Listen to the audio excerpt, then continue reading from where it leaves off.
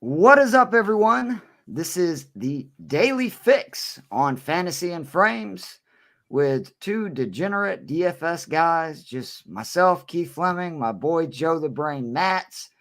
Joe, you ready to give some knowledge this evening? We will certainly try to. We've had some decent run lately, so let's keep it going. Although more so you on this show, since this is only my second appearance Yeah, thanks or for appearing. reappearance. I do appreciate you showing up, but let's hit that intro. We'll get started.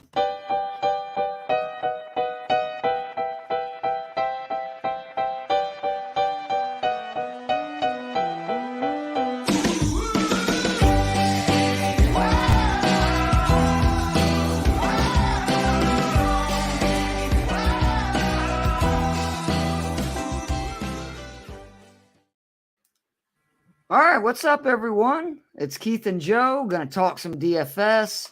For those that are new to the show, each week we give our favorite DraftKings plays, 4,500 and below in price, our favorite prop bets. But with this Saturday, the NFL trying to get a bunch of people to get divorces or break up with their significant others, decided to have three NFL games, giving us a Saturday DFS slate.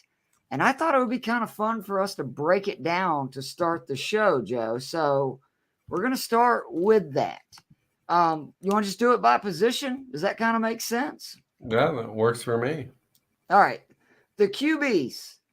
Is there a reason that you should not be playing either Jared Goff or Russell Wilson at quarterback on Saturday? Because the other quarterbacks are Browning, Minshew, Trubisky, and Mullins. I could see an argument for Jake Browning. Okay. I think he's played at a much higher level than I was expecting. I mean, this guy is coming off back-to-back 24-plus point games. I could be feast or famine with that. It's the only outdoor games I think kind of concerns. That's a good point. And then obviously the defense this year is for Minnesota playing at a much higher level than last year. Bring a ton of blitzes. So obviously, real rate. Obviously, we've seen in the past when it was Joe Burrow back there, you blitz him, you give him one-on-ones with his receivers, especially Jamar Chase. Bad things tended to happen. That's why it's a big reason Wink Martindale is the defensive coordinator in New York and not in Baltimore anymore, because he just kept blitzing Joe Burrow. So now the question is, obviously the main difference there is that's Burrow, not Browning, but it is still the same offense. So I think there's an argument for that. I think if you're in a tournament, obviously there's not a ton of options. Maybe that's a way to set yourself apart. I like go that. with Browning. But in the cash games, that's what No, I would be sticking with Goff and Wilson. Who would you lean towards then? Would you go Goff or would you go Wilson? I mean, my first instinct is Wilson, and then I look through and I'm like, the guy hasn't had a 20-point game in like 8 weeks. Yeah, Goff has got 4 20-plus point games this year. 3 of them have came at home. 3 of the 4. He's only played 6 home games. I like Goff. I think that at 6,500, he has the highest ceiling for sure, I think, of any of these QBs. I think so. And indoors, I think you could argue maybe the highest floor as well, not to mention we'll see. Detroit just hasn't, like, their defense is so bad. Yeah, Denver struggles against the run, but I feel like they're going to have to throw because, I mean, it's been just like the floodgates have opened for the Detroit Lions and teams are just throwing all over them, which I guess is also an argument for Wilson. But I kind of like the Goff, and then you stack with either Laporta or Amon-Ra St. Brown. Yeah, I think you're probably right just because of that indoor factor. We know that Goff, especially better indoors, also generally, like a lot of quarterbacks, going to be better at home. You don't have a bunch of 80,000 people screaming at you when you're trying to hike the ball. So that helps.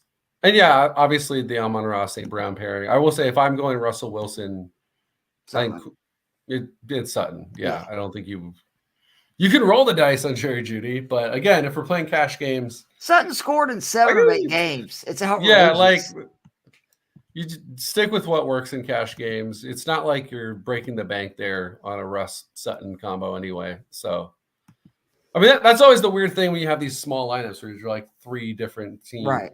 We're 6 teams, and you're just You kind of got like 6 choices basically. putting it all together, and you're like, oh, this is super weird sometimes. But yeah, I think 5 because you're nobody's probably right. playing Mullins. Or actually probably Trubisky either. So really there's probably 4.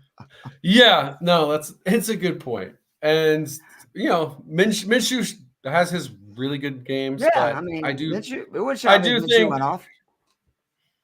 That Steelers defense is still pretty good, although pretty banged up. So, maybe there's an argument for Minshew too. But yeah, if we're playing cash, I think you're going Goff or Wilson. And if you're going Goff 100%, you just have to have Amon-Ra. If you're going Wilson 100%, you got to have Cortland Sutton. All right, if you just joined us, we were talking about the Saturday slate. Let's move on to the running backs. Man, now this is where it gets tough. I think you almost have to have one of the Detroit running backs, right? I mean, I guess volume-wise, it would be Mixon and Moss, who are the 2 guys that they definitely see, a high percentage of snaps, the carries, receptions, all that. But Moss has screwed me 2 weeks in a row. So I just go down that path again. So the guys I'm really looking at is one of the 2 Detroit backs. And then I know the 2 Pittsburgh backs have a good, matchup as well, but they're another one that it's like, goodness gracious, it seems like whoever you pick, the other one's going to go off. I kind of like Ty Chandler for Minnesota. Am I crazy for liking him at his price 5,300 when I think he's going to get a majority of the touches? We know that, these quarterbacks like Nick Mullins is probably going to check down a lot. That's good for him, who's more of a receiving back anyway. Let's just open it to you. What backs are you kind of circling right now in your lineups? I mean, it's like you said, your first thing is when you just look through on DK, you see, the Lions are against the 32nd ranked defense, and then the Steelers are against the 30th ranked, and you kind of just go, I'll put one of each of those guys in. But like you said, you could pick the wrong one. Now, in Detroit, that's less of a worry because there's a reasonable chance both guys do well anyway because this is a good offense. Again, always we should bring up that those Denver numbers are inflated by the fact that they gave up 80 points combined to 2 guys back in the first month of the season. 5 touchdowns and like 800 yards. So like that defense is not as bad as that ranking implies. But yeah, I think if you're going either of those guys, you should feel reasonably confident where, again, with that Steelers offense, I mean, hey, Matt Canada's gone. We had 1 400-yard game. It's still not good. Trubisky's the quarterback. You can't feel fantastic about it. My lean is always Jaylen Warren just because I think he's better. And he's only $100 more. But I really like that. Am I sleeping on Mixon? I mean, back-to-back 20-point games with straight Browning up volume. At QB. The receptions is the big deal, right? Like all of a sudden he's had 40+ receiving yards. Yeah. And 3 straight. The bigger thing to me is he's had 11 targets and 9 receptions the last 2 with Browning. That's a good point. Am I just like, I'm kind of dismissing him. It's not like I know he's the second most expensive back in the slate with Taylor out, right.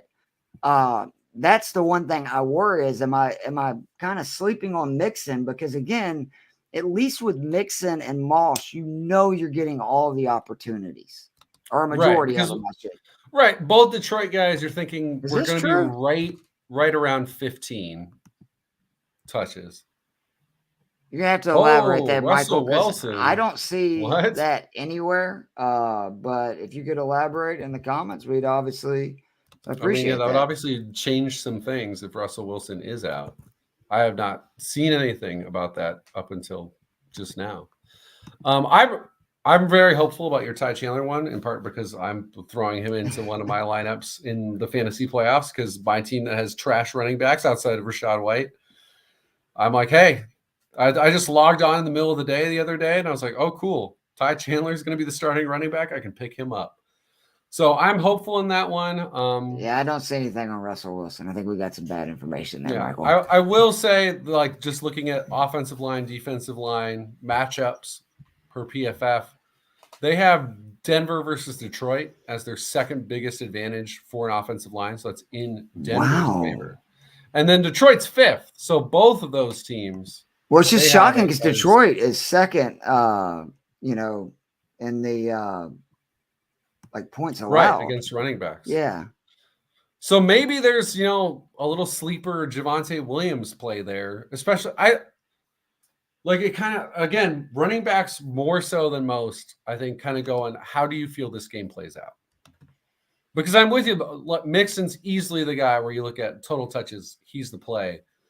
But it's also just so easy to see that being like a 16-13 game. Slugfest, right? Yeah, again, that's what Minnesota's been playing pretty consistently since Cousins went out. Like that's what they're trying to do. The defense has gotten better. The offense has obviously regressed. So that wouldn't surprise me because you've got two teams without their starting quarterbacks. Whereas this Detroit-Denver game, I mean, this feels like it's going to be, unless So Denver which is back really would just you rather in their have bag then? defensively. Let's go that way. Gibbs or Montgomery? That's a gut call just because he's cheaper, and I think he's just still the goal line guy. It's David Montgomery. I agree. I think the $300 is significant. You look, their points per game are fairly close, and again, he's getting most of the carries inside the 5. So if we're saying one of those Detroit backs, you like the Chandler play. If we're not looking at Chandler, who is the other guy? Is it Moss? Is it one of those Pittsburgh guys? I know you mentioned Warren. Who are you looking at? I'm probably going Jaylen Warren just because, again, when you start breaking him down on a per touch basis, he's been one of the best backs in the NFL. But I almost like again, maybe in cash game, it's not the right play. I kind of like that Javonte Williams play over Zach Moss just because you saved the $300. I think this Denver team He's been much better. He's going to be right himself, in this game the whole way, too. I mean, Williams, I believe, has had like 3 or 4 straight. Yeah, he's had 3 straight double-digit games. Pretty consistent. 18 points or more in 3 of his last 6. So that also I like is a good zag because of the defensive ranking, and obviously you got good reasoning behind that. All right, the wide receivers. Can you trust Justin Jefferson with Nick Mullins if he plays? My general vibe is at that price point, no. And Chris, right now we're just talking the Saturday slate. We're going to get into some DK plays 4,500 and under and prop bets after this. But overall, yes, I think Antonio Gibson is a very good play. If you listened to our show on Fantasy Six Pack last night, I literally, when we got done with the run backs, brought him back up. He thinks you can trust, I love it, you can trust Jefferson with the potato, which that's fair. That's just fair. What, Nick Mullins the one that threw like 80 picks or something for interception or for touchdowns, or am I getting it confused? I want to say you're getting confused because Nick Mullins, I mean, the only time he was a Niners quarterback. Is that where he was? Okay. He's one of the many Niners quarterbacks who's had like 8 yards per attempt because he played in Kyle Shanahan's offense. But so do you trust Jefferson or not with him? With the injury too, which we can definitely throw that in as well. I'm not going to say like bet against Justin Jefferson. Like one of my prop plays will not be take the under on Justin Jefferson yards because just never do that. But I'd rather go St. Brown or Chase, who are both cheaper. Yeah. So to me, Chase and Sutton are the 2 smash plays. Like they're going to be probably in every Saturday lineup I do. Again, just Detroit's secondary has been atrocious lately. And Chase is still seeing the volume. I know he's only had 1 like monster game since Browning's been the QB, but to your point, we know Minnesota's going to blitz, and all Browning's got to do is make 1 good throw, and Chase is that dude that he's gone. Yeah. Like he's going to make a defender miss 1-on-1 and he's out of here. I can't, especially with him being 7,600. I don't want to make it seem like I'm, dismissing St. Brown because he's probably the safest of any of these guys to score that 15 to 20 points, but I'm looking for bigger if I'm spending 7, K plus. Like I want that huge game. Oh, and absolutely. He's got a tough corner that's probably going to be on him a fairly good bit.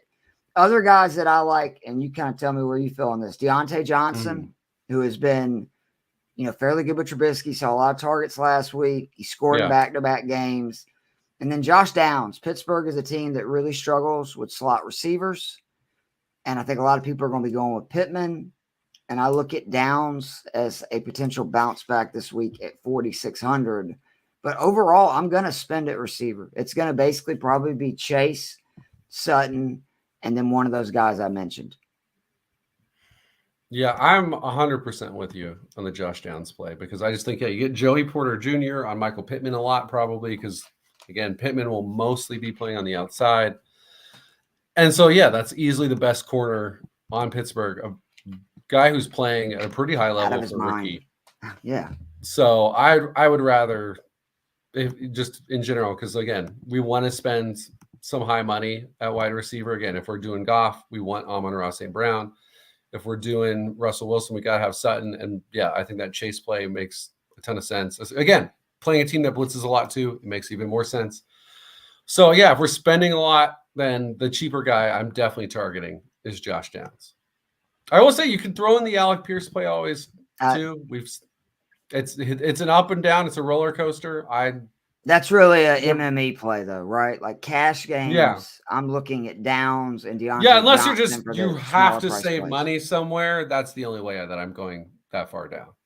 Is if you're just like, I gotta save money because I'm going ham at wide receiver and throwing 3 guys who all cost $7,000. I need a flex play or something. But to me, Downs is 100% the under 5,000 play. All right, the tight end position, Laporta is going to be again in every single lineup. He's been much better also at home. No surprise because golf is so much better indoors. He's only $6K. To me, you look at it, he's got as good of a matchup as any wide receiver, arguably the best quarterback in this slate, in his best environment. I think Laporta's got a great chance to just seriously have one of those monster games where he goes over 100 yards with a touchdown. And what I've been doing a lot of is tinkering with lineups with him and then having that second tight end in my flex, either being Pat Freiermuth or Hudson for the Bengals. Hudson, if I'm looking for basically, high floor, he's probably not going to do anything like crazy, but I mean, it is crazy. He's caught 4 or more passes, and I think it's 6 out of 7 games now. Scored 8 or more points, and 4 of his last 6. One of those he had 7.5, the other 5.8. And Freiermuth is just one of those guys that could end up being, potentially a smash play. Again, with Trubisky, I don't see Trubisky airing it out too much. That could be good for Freiermuth. I do worry about the Pittsburgh offense in general, but it's a fair concern. It's a fair concern. Hawkinson is the question that I want to ask you. Am I dismissing Hawkinson? If you hadn't brought it up, I was going to ask you that question because, again, we're talking about on DK the 2 best matchups you can have. As we'll get into later, I think there's a team that's arguably a better matchup than even playing against Cincinnati or Denver. But he's honest. He's been more productive slightly than Laporta. And I mean, the other thing too is you can say, well, Laporta's got his starting quarterback. Hawkinson does not. Hawkinson's Dobbs. His best game was against New Orleans with Josh Dobbs' really first full week of being super prepared to be the quarterback. Obviously, Dobbs is no longer the QB, but it's like his worst game since Cousins went out is 9.5, which obviously is not what we're hoping for. It's 3 straight 50-yard games, basically. So I think I would probably lean Laporta over Hawkinson just because, again, I think the vibes of those games is one that feels like a reasonable chance of a shootout versus one where I'll be surprised if both teams score 20 points or wouldn't be surprised if neither does. So, I would lean Laporta, but I certainly wouldn't rule out Hawkinson. If you wanted to go cheaper somewhere else and throw both of those guys into your lineups, I don't think that's crazy. But I do love the pair one of those 2 with Freiermuth just because, I still think Freiermuth is much better than this price range. We've seen him have a humongous game. Like you said, the concern is how much do you trust that Steelers offense? Right. But if they get down, that could be the dream for Deontay Johnson. And again, if we're talking about, if I have to, for whatever reason, if I have to throw in someone under 4,000, granted he's only $100 under. He's the guy. I'll take him over any wide receiver in that price range. No, for sure. Just because I've seen him do it. Yep. I wouldn't be shocked by it happening again. Completely agree. I will say for Laporta too, I forgot that New Orleans game indoors, right? So he's had 7 games indoors. 5 of them he scored 17 points or more. 4 of them 19 points or more. So again, kind of, that number in cash games we talk about all the time, 3 times, right? Their salary, he hits that a lot indoors. All right, the defenses real quick, then we'll get into the DK plays 4,500 and below that we like for this weekend. I've pretty much just gone with Minnesota. Our philosophy obviously is we look at the cheaper defenses and then who do you want to play? And for me, I just keep coming back to Minnesota with all the blitzes and the sacks, and they've been really consistent. I mean, it's kind of shocking. They had the one bad game versus Denver where they scored 2, but other than that, since week 6, 21, 8 points, 10 points, 5 points, 8 points, 11 points, 20 points. I think that again with Browning being, still this is like his 3rd start. That's also around the time that defensive coordinators start figuring out some tendencies and stuff, right? And they can throw some wrinkles. I think that's the defense. I also really like the Colts a lot. They're just so much more expensive. That's $700 I can't spend somewhere else. What are you looking at for the defenses?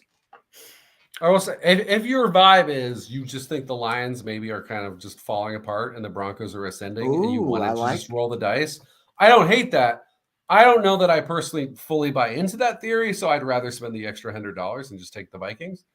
But I think that's a reasonable option. I would definitely not play the Lions defense right now. That's not even in consideration for me. I would rank the Vikings higher straight up, let alone if I'm saving $300.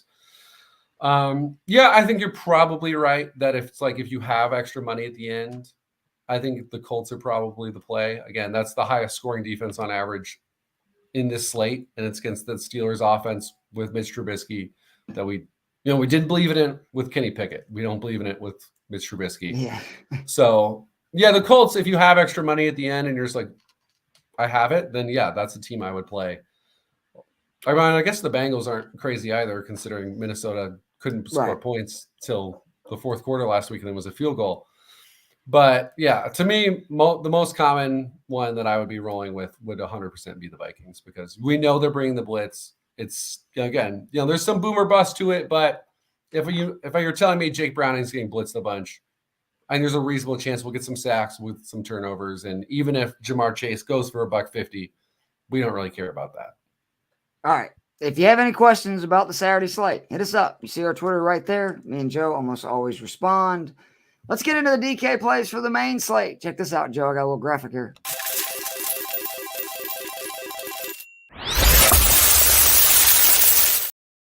I mean, we are moving up in the world, my friend. Moving up in the world. Big thanks to either Gator or Jorge. I don't know who exactly made that, but it is freaking sweet, and I love it.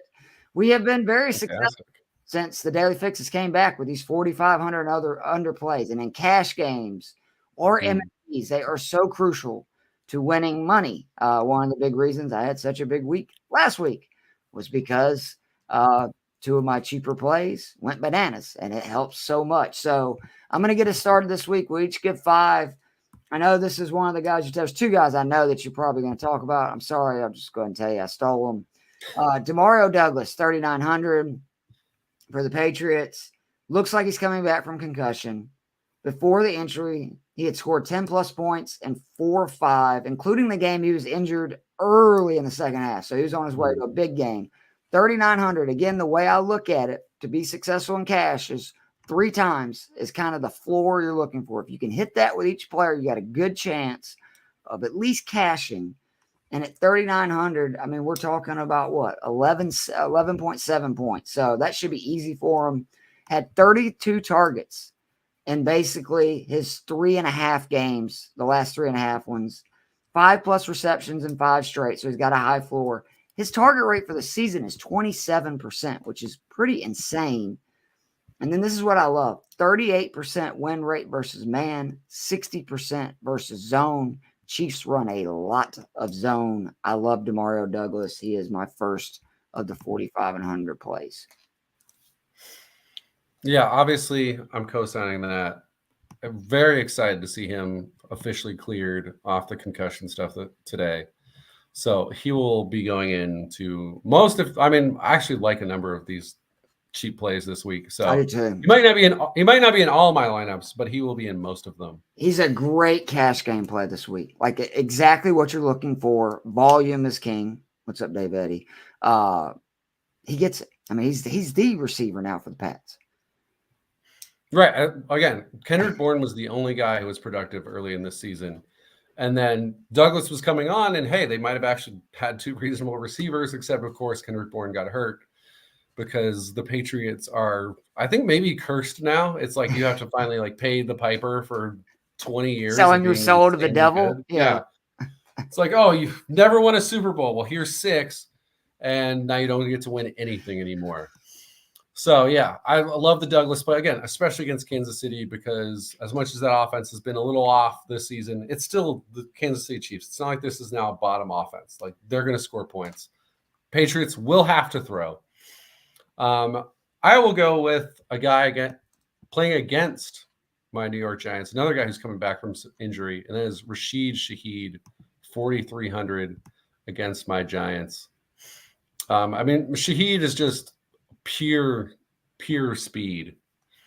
I mean, if you watch this guy play, whether it's, the brief times we saw him in previous seasons or now this season, there's no one as fast as him on the field. And the guy has 19 deep targets on the season. That is 14th in the NFL. So again, out of 55 total targets. So 1 out of every 3 passes to Rashid Shaheed is just a bomb. Yeah. And the Giants have not actually been awful at giving up big plays this year, mostly because our safety play has been pretty strong. But what has not been strong is our corner play. I mean, you've got Deonte Banks, who's a rookie. I like the skill set down the line. It's he's not playing at the Joey Porter level. Let's just say that, which, of course, we drafted ahead of Joey Porter, so let's not think about it. And then Adoree Jackson, who was previously a very good corner and now has decided to just be awful. Adoree Jackson is 112th in coverage grade on PFF this year among quarterbacks. Deonte Banks is 107th. Those are the 2 guys on the outside where Shaheed will be lining up. So if you're just telling me a guy who runs deep bombs all the time is facing 2 corners who are outside the top 100 in coverage grade, and again, another defense that, again, the only defense that's close to blitzing as much as Minnesota is the New York Giants, Martindale. So Shaheed coming back, does not have the injury designation anymore. And this is a guy who, again, not that long ago, week 8 against Indy, 27 points on 3 targets, 150 yards and a touchdown in that game. The big play waiting to happen. My second guy, do you have him on the list? If so, I'm going to let you go because I straight stole this one. Like Demario Douglas, I was on before we talked yesterday. Wan'Dale Robinson had not even considered. Like this is 100% you're doing, and I love it now. He's going to be in a ton of cash lineups for me. Did you have him on your list? Because if so, I'll let you take it. I had my guy Wan'Dale. I'm not going to the Giants are like making me feel excited about football again until probably they lose by 20 on Sunday. But yeah, I'm going to at QB. If I'm picking a guy against us, I'm going to pick a guy on my team as well. And this is the only one you should consider among Giants wide receivers. Again, you look at that DK ranking, you see, the Saints are 4th against wideouts. We should steer clear of this. Tell them, Joe. I love this.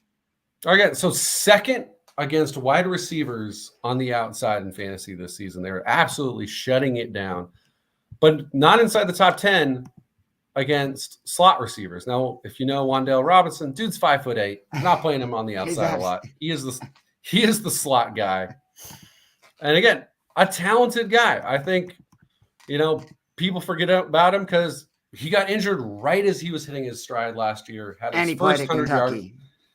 And he played at Kentucky, where, again, last season in college, led the SEC in receiving yards, playing basically the Cooper Kupp role in the Kentucky offense, where their offensive coordinator had come from the Rams.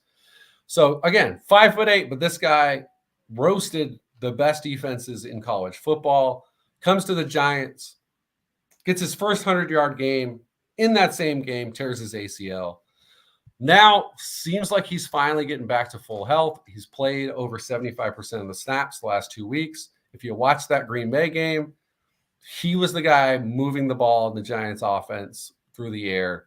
An incredible sideline catch where the Packers blew a challenge because they didn't think he could have pulled it in. He did, even though, again, short arms, but he makes it work. 79 yards and 7 targets, ran the ball twice for 36 yards. Doing some wildcat stuff with Saquon, which I love to see. Right. Not a total fluke.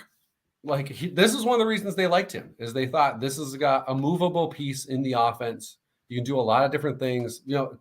Start of his college career, he was a running back. One of the reasons he decided to transfer, though, is he realized the shelf life on 5'8", 180-pound running backs is not very high. You're not going to last long. So made the smart move, but a guy who can be used in the run game. And again, you should want nothing to do with the other receivers. PFF, they do that coverage breakdown. What's the advantage? Wide receivers versus the corners they're projected to go up against. He's 65, so that's above average, solid, like you're feeling good about this wide receiver. Jalen Hyatt's 12 out of 100. And then Slayton is, I believe, is 20. Yeah, it's in the 20s. Yeah, so you got one guy in the 20s, one guy not even in the teens, and then Wan'Dale Robinson is in the 60s. So, yeah, if you're playing any Giant in this game, Darren Waller is questionable, but I don't think there's a reason to roll the dice week 1 on him. Wan'Dale Robinson is the guy. I love this play. Again, cosign, and I'm going to talk about him on my prop bets too. Nice. The third guy I want to talk about this week, Logan Thomas, 3,700, Washington. What I like about him is he's going to be potentially low owned. He's coming off back-to-back bad games. But the thing is, the Rams are 29th on DK versus tight ends. He has 5 other games this season versus defenses ranked 26 or worse on DraftKings versus tight ends. In those games, the Denver game, which he got knocked out early in the second quarter, 2 catches, 22 yards, a touchdown, still scored 10.2 points. Chicago, 9 catches, 77 yards, a touchdown, scored 21.7 points. Philly, 6 catches, 44 yards, a touchdown, scored 16.4 points. 2 games versus the Giants, 18.9 points combined, 9 catches, 103 yards. So in those 4.5 games, he saw 36 targets. He's got 7 games this season with 4+ receptions. And if you listen to me and Joe last night on the F6P DFS kickoff show, we expect the Rams passing offense, running back. I mean, you just name a Ram, we think they're going to feast on this Washington defense. We were very high on Stafford, Kupp, Puka, Kyron Williams. You can talk me into Demarcus Robinson. You can talk me into all kinds of guys. I think Thomas is a great play at 3,700. And I'm talking about not just for MME, also for cash. And what I love about him is I really do think he's going to be low owned because of those back-to-back bad performances. Remember, this guy, for the most of the year until these last 2 weeks, has been a top 12 tight end in pretty much any format in fantasy. Yeah, I will go ahead and co-sign that one. Again, I just think Logan Thomas I feel like he's basically a perennial guy on this list because he's pretty much always under 4,000. They're going to drop back 40+ times a game, especially now because the defense is maybe the worst defense in the NFL since they traded away their only good pass rushers. So, yeah, Logan Thomas, you just keep firing him up. I will go even cheaper in the tight ends, though. Chig Okonkwo, 2,900 against the Houston Texans. Chig, 3 straight games, 8 or more points. Now, granted, 3 straight games under 10 points as well. So he's just slamming that. But again, for cash games, right? There. 3 times. 2,900. We're talking about we'll take it. We'll take 8.7 points and you're golden. 3 straight games where he's seen at least 5 targets. Actually, 4 of his last 7 games, he's seen 6 targets or more. So we like that. We especially, though, we like this one because he's playing. Texans are friends of the pod. Texans. They are 100% friends of the pod. Now, I mentioned earlier that you look at the DK rankings and that Saturday slate, you're like, oh my gosh, we've got 2 of the best tight ends against the 31st and 32nd ranked defenses. Houston only coming in at 27th. But again, that's basically just because they haven't given up a ton of touchdowns, which honestly, touchdowns can be kind of fluky. The more important thing is what's going on with the targets, what's going on with receptions, what's going on with the yards. And there, the Texans are dead last in targets given up to tight ends. They are tied for last in receptions, and they are 30th in yards allowed to tight ends. They are atrocious at covering the tight end. They have had 6 different games this year where opposing tight ends, again, this is collective, so it's not necessarily always one guy, but 6 different games where they've given up at least 11 targets to opposing tight ends. Again, Joe, I said this last night. Cade Otton, 24 points versus defense. Yes. He is yet to eclipse 11 in any other game this season. So, yeah, I think there's a lot of reasons to like him. And when you throw, like, if he was 3,500, he would be in my place. If, like, to me, the fact that he's at 29 just means I'm going to be throwing him into so many lineups because he's just going to free me up to do whatever I want in a lot of other spots. And he had some big games last year. So I actually think his breakout game is coming, and there's no better He's chance actually been a disappointment this season for the most part in fantasy. So the fact that he's actually had his 3 most consistent games of the year back to back, and now he's going into this game, just makes me feel all the better. Love it. Next up, Demarcus Robinson, 3,600 for the Los Angeles Rams.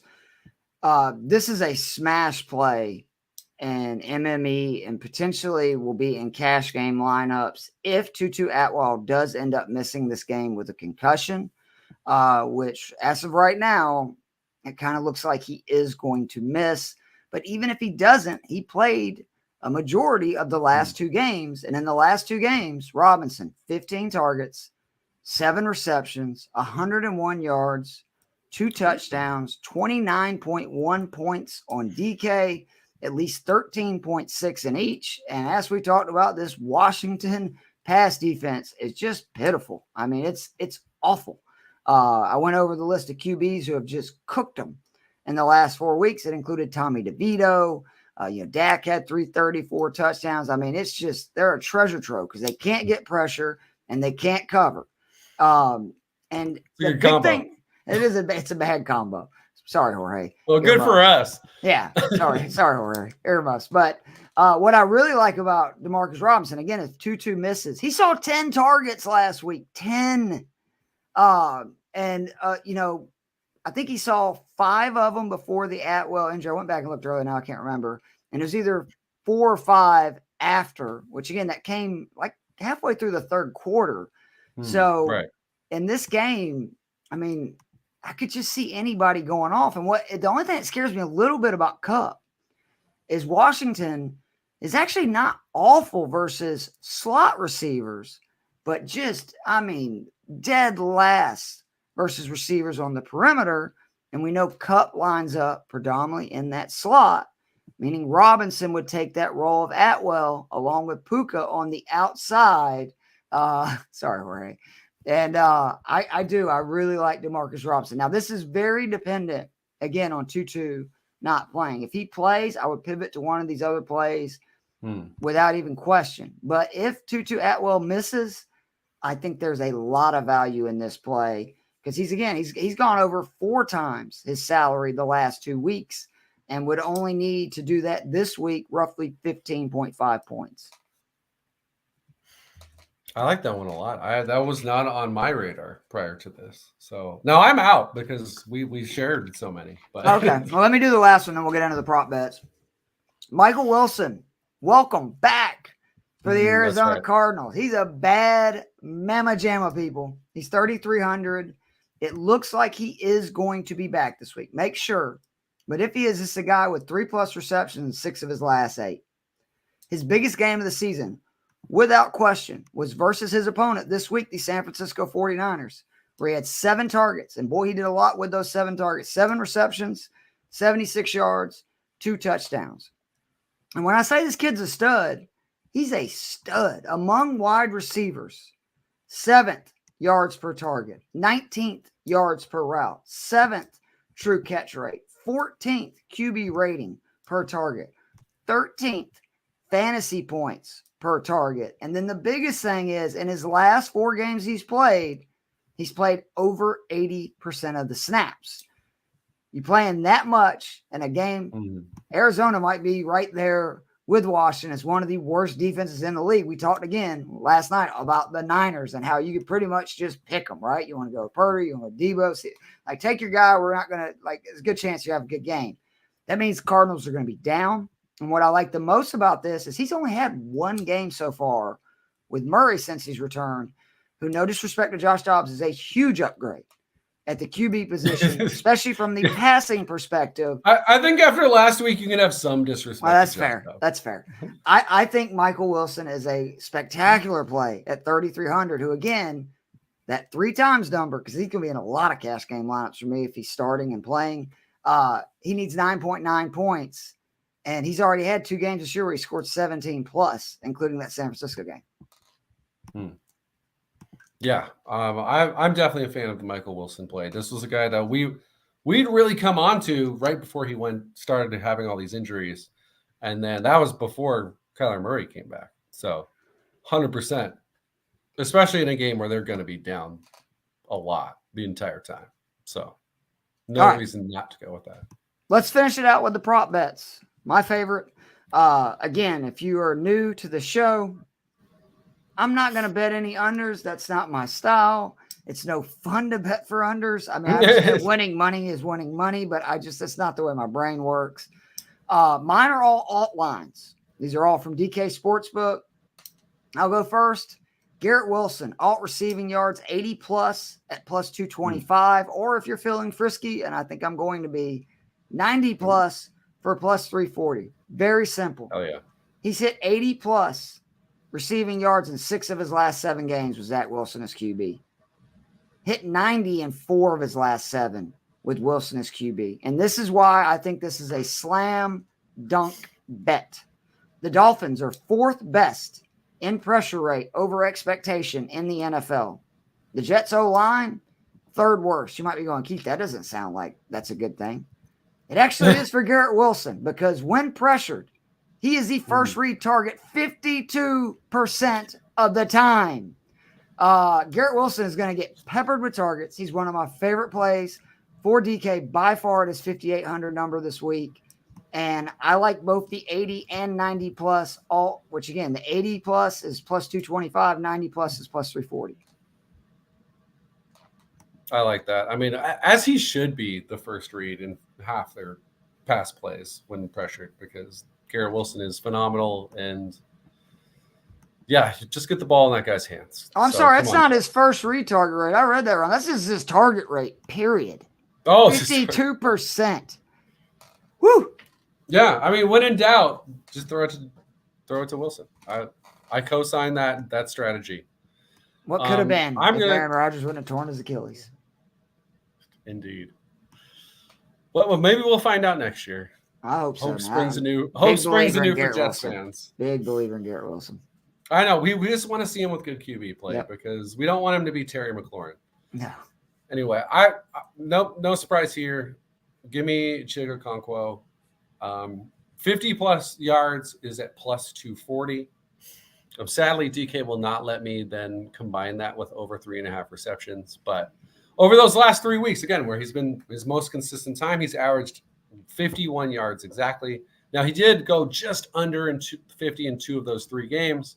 But, of course, keep in mind, those games were not played against the Houston Texans. Now, granted, 2 of those defenses are also not the best against tight ends, but one of those defenses that he did have a very solid game against was the Carolina Panthers, who are a top 5 defense against tight ends when it comes to yardage. So the fact that he put up 45 against them, I'm taking as a good sign. And again, averaging 51, now playing the defense that is 30th in yards allowed and dead last in targets. They've given up over 50 yards to tight ends in 9 of their 13 games. So I will absolutely roll the dice. Again, you could drop down and just do the actual line, or even plus 40 or 40 plus yards gets you plus 130. Which again, come on, Jeff. He's topped the 40-yard mark 3 straight games. So if you want to play it safe, fine. But again, against this defense, I'll go with the 50 plus yards for plus 230. And hey, if you want to go even more aggressive, I don't think it's crazy. I love it. These next couple, and I'll be brief with them because I've already kind of talked about these guys, but Wan'Dale Robinson, alt receiving yards, 40 plus 135. I know he's only hit this number 3 times in his 10 games, but has 2 other games with 35 yards, right? So he's been close basically in half of his games. He's averaging 5.5 targets per with Tommy Cutlets at QB. Saw 7 last week. The biggest thing to me, though, is he played 78% of the snaps the last 2 weeks, something that you mentioned, a number he only hit once in the previous 8 games. And to me, even more importantly, his route percentage the last 2 weeks, 87.1, and then 100% last week. He ran a route every time he possibly could last week when he was on the field, which that's good for passing plays. We like it. We like it. I mean, 40 yards to me. Also, we were talking about his explosiveness. He could get that literally in one play. I think that's a really fair deal at plus 135, 40 plus yards, Wan'Dale Robinson. Obviously, co-sign that hard. This one will be no secret if you listen to our other pod on Thursday, or if you're a longtime listener to this pod, if you listened last year or at our previous stop, you may have heard me talk about when Derrick Henry plays the Texans. We play Derrick Henry. Derrick Henry, I'll just recite this once again. Last 5 games against the Texans. Now, this dates back to 2019 because he didn't miss 2 Texans fans. Injury. 211 yards rushing, 212, 250, 219, and a disappointing 126 last season. Touchdowns 3, 2, 2, 2, 1. So again, across those 5 games, that is over 1,000 yards rushing. Ridiculous. And 10 touchdowns. So the obvious caveat to the bet I'm about to argue for is that the Texans this year have not allowed a singular back to break 100 yards. And in fact, only 2 teams have broken 100 yards against them. They have also not given up a rushing touchdown the last 4 weeks. So some issues there. Granted, one of those was the Cardinals offense, week 11. You got the Jets offense last week. Those are not the most high-powered offenses. But yeah, this has been a reasonable run defense against most teams. Maybe that will continue, but I don't give a shit. It's Derrick Henry who's averaging 200 yards against them over the last 4 years. So yeah, give me Derrick Henry over 100 yards at plus 260. Sounds like again, if you want to get even more aggressive, you can do the over 120. That's plus 550. So it's 20 more yards and you double your odds. But I'm fine just doing Derrick Henry over 100 plus yards. 260 is good odds. Yeah. And again, if you can find a place that will let you parlay that with him scoring a touchdown, do it. All right. I talked about Logan Thomas. Let's do an alt receiving prop with him. 50 plus yards, plus 230 in full games against those bottom teams on DK, which I mentioned. He's got 5 of them. He's hit that number 4 or 5 games. The one he didn't, he had 45 yards. I think there's a very good chance he gets 50 yards. I think Washington's going to be down, throwing a lot. I love that plus 230 on it. Again, 5 games versus teams, 25th or worse on DK. 4 out, this will be the 5th. Sorry. 3 of the 4. Again, he's had 50 yards or more, and then the one he didn't, he had 45 yards. So that's Logan Thomas, 50 plus, alt receiving line, plus 230. All right. Can't argue that. Logan Thomas, we love that play pretty much every week. I will go with your favorite draft pick of all time, Bijan Robinson. Screw you, Joe. How dare you? I'm gonna get aggressive here. I'm gonna say alternate rushing plus receiving yards. You can take the 100 for plus 145. I'm gonna go 125. Give myself plus 390. Obvious issue here is I think he's only broken this twice so far in his young career. But hey, it's the Carolina Panthers. These guys couldn't stop the run to save their lives. If we don't come out running the freaking ball, Joe, I will drive to Carolina from Atlanta and literally slap Arthur Smith. Because what did I tell you? Road games this year. 150 yards on 30 pass attempts. If we do not come out pounding the rock, oh my God, Joe, I'm going to be so pissed. So again, just going by DVOA, this is the dead last run defense at 10.7%. Now that's for that 10.7 mark is for the average offensive play. Now most people should hopefully know passing is much more efficient than running.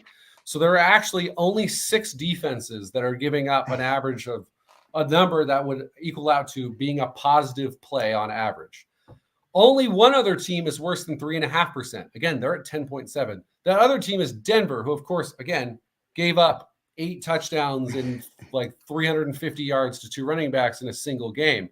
So Carolina is just atrocious. They're actually worse against the run than the pass, straight up, when you're looking at formerly Football Outsiders, now FTN's numbers. So it's more efficient to run the ball against them than to pass it, which is extremely rare. So, yeah, you should 100% be pounding the rock. And if for whatever reason you need to throw passes, throw some passes to Bijan anyway. So that's why, for me, I'm willing to just go with the alternate combined yardage, just because I know we might get a 60 yards rushing, 60 yards receiving game. So alt combo yards, 125 at plus 390. By the way, Joe, with the tickets being under $1, I could pay to drive all the way to Carolina and slap Arthur Smith. Just an FYI for Falcons fans out there, because it might be worth it. I am very worried we're going to lose this game. This would be the most Falcons loss ever, and it would not shock me. And that's the terrifying, like, welcome to hell. Welcome to being an Atlanta Falcons fan. All right. The fourth prop bet. And just an FYI, I like this guy despite it looking like a difficult matchup this week, and it's James Cook. Alt receiving 40-plus yards, plus 235. He's eclipsed this number in 2 straight after only eclipsing it twice in the first 11 games. Well, what has happened recently to change, Joe? They got rid of that moron Ken Dorsey, and they let Joe Brady start calling the plays. He's done it in 2 or 3 games. In those 3 games, 16 targets, 14 receptions, 169 yards, 2 touchdowns. Imagine that. If you have a very talented running back that you spent capital on who really excels in the passing game, maybe you should throw him the freaking football, which is what Buffalo has figured out. In those 3 games, that accounts for 36% of his targets this season in just 3 games. 37% of his receptions, 43% of his receiving yards, and 66% of his touchdowns. I think that Cook actually easily eclipses this. I think that Buffalo is going to move the ball at will on Dallas. Dallas has not been the same defense on the road, and I expect James Cook to continue having good games. And what I love about him is I think he's a real value at his price this week on DK. And I think he's going to be very low on because people are going to look and see that first against opposing running backs, which Dallas is. They've earned that. But you can catch passes. I said on the show last night, there's been 7 different running backs with 3+ receptions. James Cook doesn't really need probably more than 3 receptions. With his ability to hit that 40+ yards, I feel really good about that 40+ at plus 235. I like that one a lot. Like we said on the pod last night too, if just as far as DFS goes, he's kind of the only relatively cheap player in that game, which we think is going to be an offensive explosion. So definitely bet on him, play him. Yeah, do it all. This was my big play last week, which sadly I was not on the show. Give me the Deebo Samuel combined rushing receiving yards, because every time this guy plays a team that runs a lot of zone, it's bad. I could not love him more. It's great. Thanks for us. Per PFF's numbers, 1.3 yards per route run against man, 3.2 yards per route run. Holy smokes. That's gone up considerably the last few weeks. He is in the top 5 in receiving grade from PFF and in yards per route run against the zone this season. Cardinals run zone 83% of the time. That is 4th in the NFL. The fact that we can get over 100 combined yards at plus 200. That's ridiculous. Kind of wild to me because, again, the last 2 weeks, he broke that receiving and then, again, added some rushing yards. Against Seattle 3 weeks ago, he hit 94. So he barely came under that week. So he is on a hot streak. Again, I like the 100 because it's safe and you can double your money. But again, he also broke 125 the last 2 weeks, and that's at plus 475.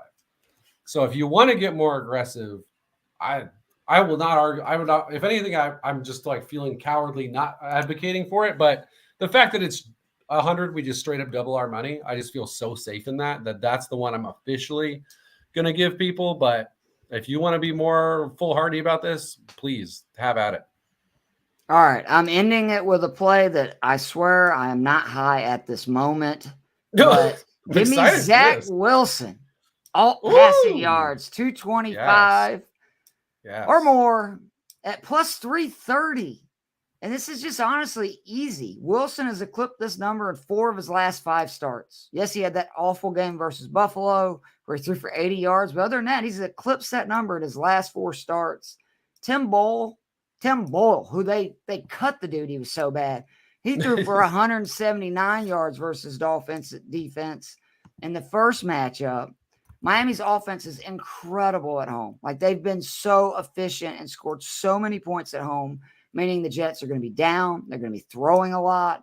That's good for him to go over this number. And then the Dolphins are just banged up, man. Like, they've had a lot of injuries to their defense.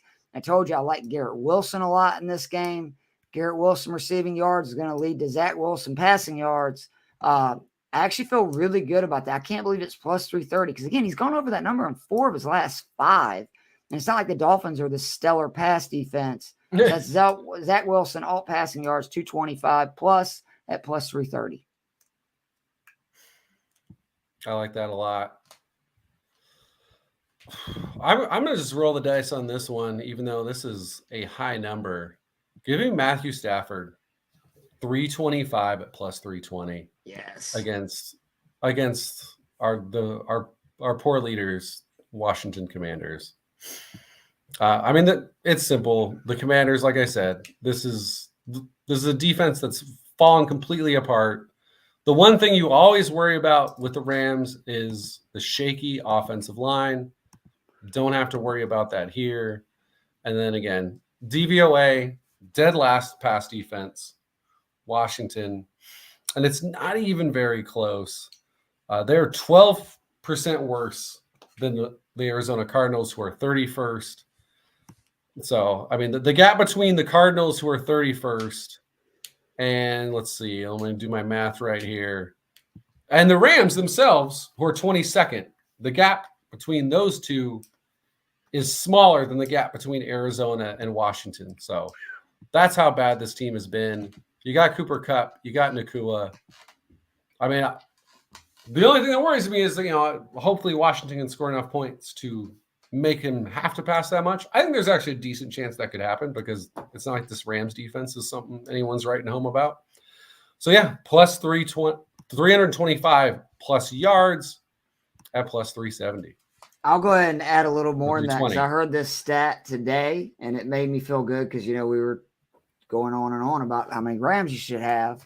Washington Commanders are dead last in explosive plays allowed to wide receivers. Yes. Do you know what the Rams are from an offensive perspective? If I'm remembering right, it was 4th or 5th. I couldn't remember. They're 4th in the NFL in explosive plays from wide receivers. Oh, I can't wait. It's going to be a big. So this is also one where if you can find this on some sports books. I don't know if I've ever actually seen it on DK, but like longest completion over unders. You want it, whatever the over is, you're going to want to hit it in this game. All right, real quickly before we get out of here, because Jorge is not only our good friend, but he's the cheese. He asked our thoughts on Elijah Moore or OBJ.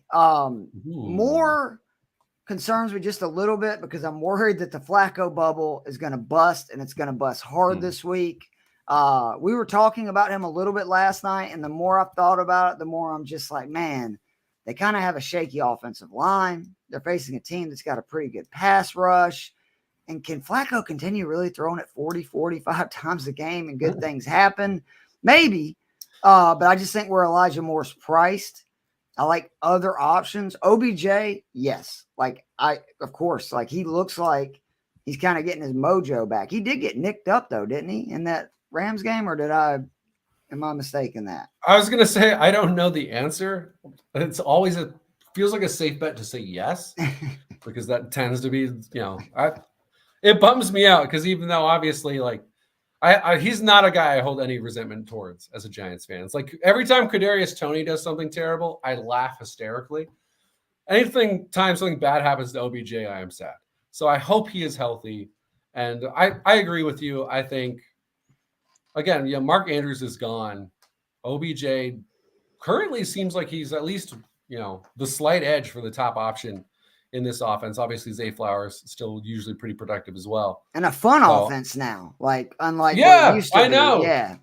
Your guy Todd Monken coming back to the NFL after we missed him in that Georgia, SEC title game. I'll tell you that, Joe. Yeah. So I'm with you. I would say OBJ.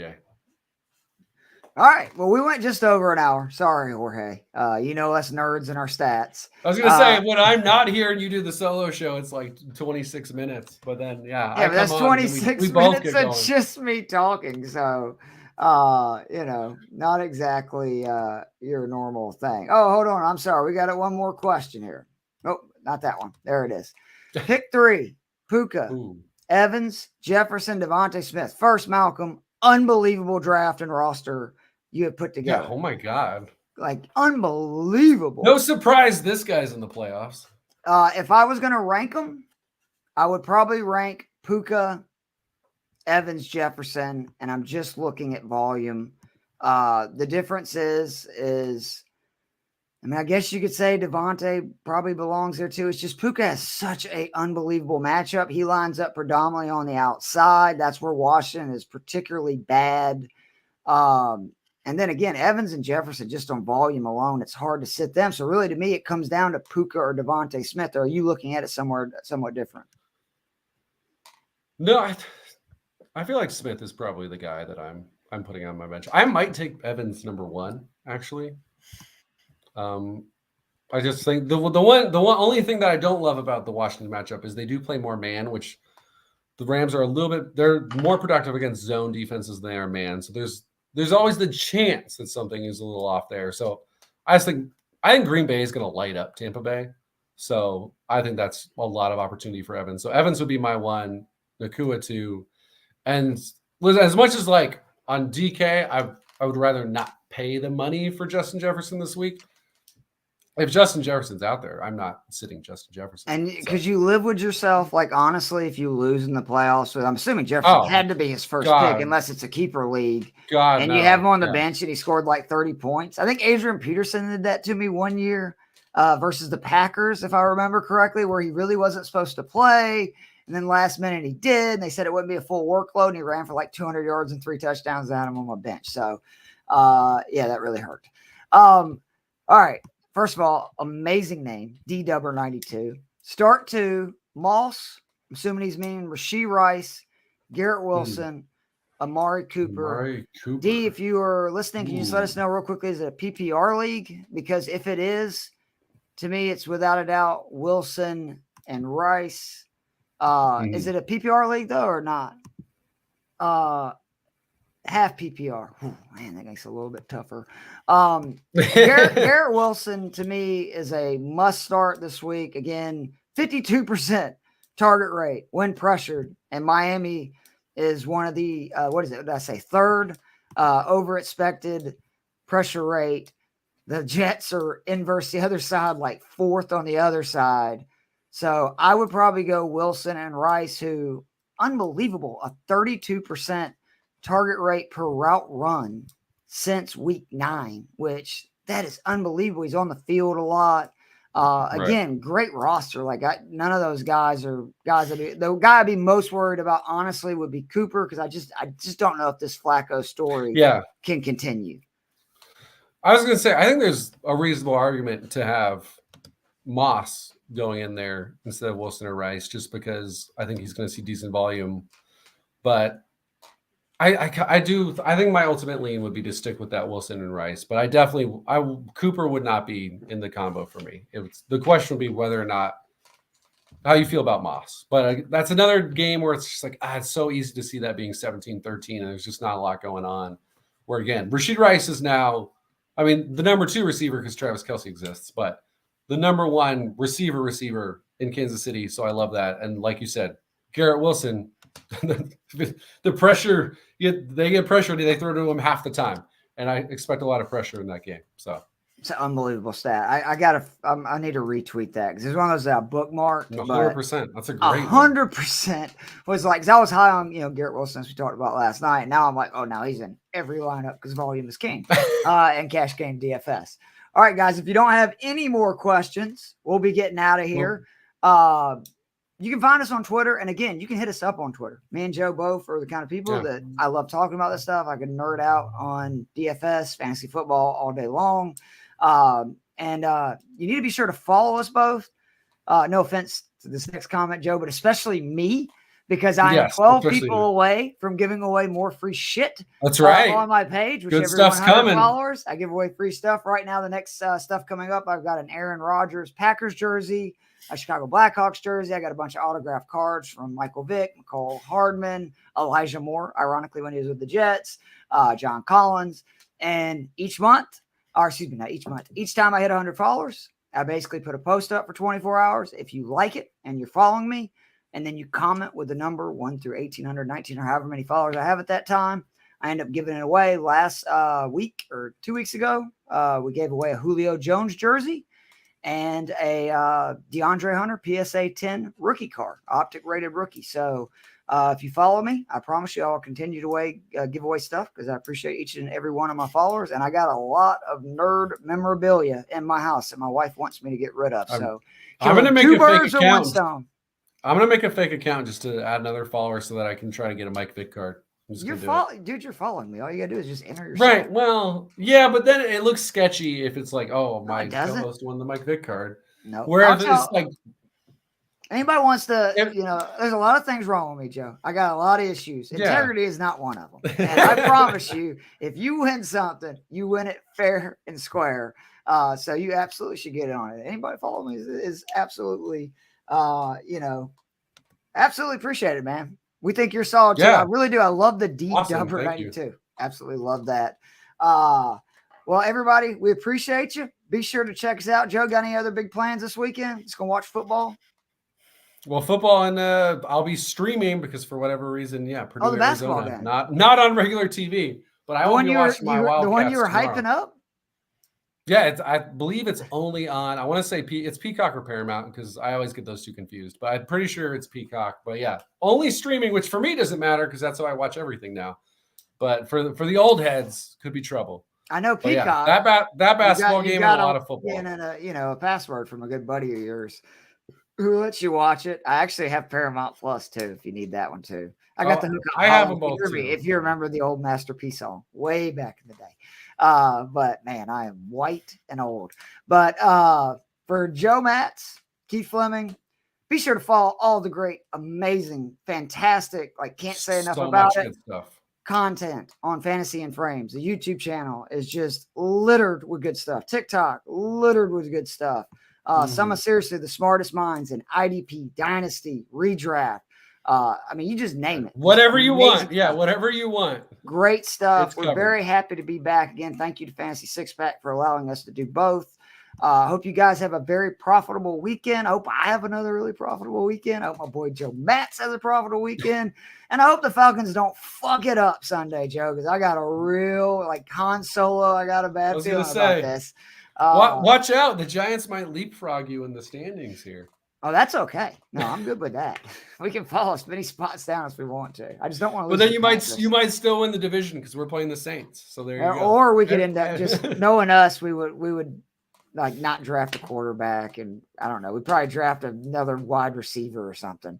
Or another running back. Who won't play because you'll be in 2 tight end the whole time. Exactly. So for Joe the Brave Matz, Keith Fleming, you guys have a great weekend. We'll see you soon. Actually, I forgot. What am I doing, Joe? We got music here. Let's hit them on the way out. Let's do it.